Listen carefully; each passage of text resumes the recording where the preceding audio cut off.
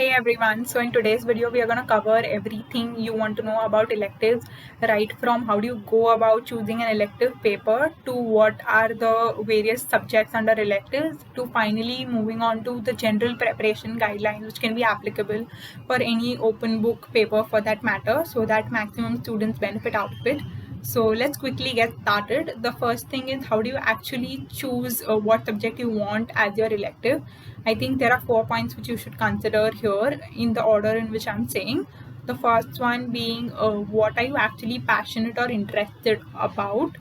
So basically, if out of the list of electives there is one subject which you really like and you're passionate about, I think that should be the subject which you should take, subject to the other factors as well. But in case you like that subject, I think it will be very refreshing when you're tired studying the other CA final subjects. You can simply pick up this paper and start reading or just start solving any case study. It will also help you relax and help act as a refresher, and it will also help you buck up on your elective syllabus. So I think that's a very important point if you like any paper. Second thing which I would say is practical experience or exposure. So in case you are exposed to any particular subject in a practical standpoint, I think it's very important that you should consider that as your elective. Just giving an example, in case you are working in international taxation and you are actually looking at the practical nuances of non-resident taxation or transfer pricing, then you get an edge over others because you know how to actually read the section and apply the provision in the case.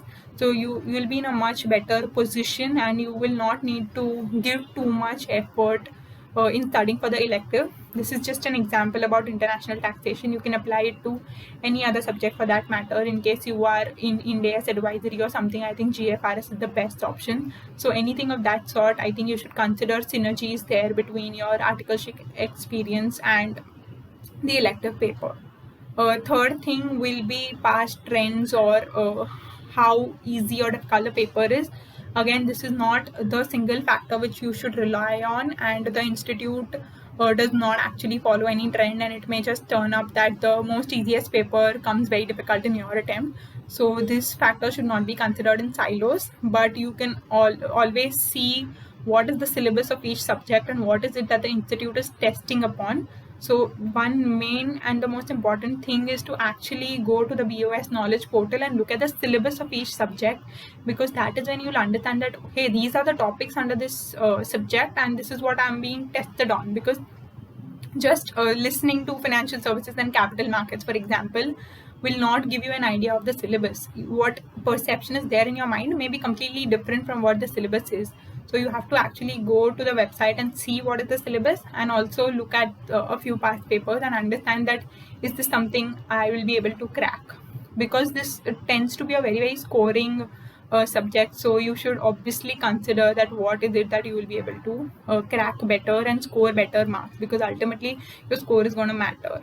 And the fourth important thing is that you should speak to someone who has actually taken that subject as an elective and who has cleared the exam. So when you basically drill down to 2 or 3 subjects and you're confused between them, your choice should be based on your discussions with your seniors as to what is the subject they've chosen, what were the difficulties they faced, what is it that they found easy, and how was it manageable, how did they crack the paper, and all of that. Because unless you actually choose a paper, you don't know the practical nuances of what will happen in the 4-hour period. So talking to someone who has experienced and written that paper in the final exams will give you an upper edge and will help you in decision making. So these are the 4 factors which I think you should consider. Now moving on to the subjects again. So the first subject is risk management. Again, I think the institute has been testing in risk management a lot on the practical aspects. So unless you are very inclined about the practicalities and unless you understand it very well, although the book is very small, but just reading the book, I don't think it will be sufficient. You should know the practical nuances and you should actually understand what the subject stands for. And if you are ready to do that and if you are really interested in that, I think it's a very good option. Next, again, for financial services and capital markets, I think it's good to understand the practicalities and all of that. In fact, for all the subjects, I would say understanding the practical aspect is better. But in case not, then you should probably link it up or synergize it with any other CA final paper. So for example, if you go with international tax or economic laws. So if there is no subject in which you have practical experience, but if you like law and if you are very much inclined towards law subject, I think you can have a synergy between your law paper and between your economic laws paper, and choose that subject. So again, economic laws is a good option, very scoring, but you can speak to someone who's actually taken it as to how to crack it. International tax, again, as I mentioned, if you have exposure and experience in that, nothing like it. And if you actually like it, GFRS, again, I think if you've taken audit and if you are really exposed to audits of listed companies, you have been exposed to Ind AS quite a bit and you understand how to actually apply the provisions of Ind AS, so you can choose GFRS. I think it's very, very scoring on that front. And lastly, multidisciplinary case studies is, I think, I don't know. So it's basically a combination of all the subjects. So in case you're not able to decide which is your strength and you think everything is your strength or everything is your weakness, you can consider this. But make sure you consult someone who's taken this subject as to what is it that you have to carry and how do you have to actually prepare for it, because it's like an ocean of things. So I don't understand this. I don't think there is any study material also for this subject, not very sure, but you should check that out and see if it actually suits your purpose and whether you will be able to score well in that paper. Finally, moving on to the general preparation tips, I think in terms of electives, since it's an open book paper, the institute can ask from anywhere from the nook and corner of the module. So the first and the most important thing is to have the module as your base and not any other book. This is what I would personally recommend, and this is what I had followed, because there cannot be anything which can be completely out of the module, and replicating the module language will be much more preferred over replicating any other authors or coaching classes ka language, because since it's open book, the examiner would want you to replicate the language in the institute study material. So I would say keep the module as your base.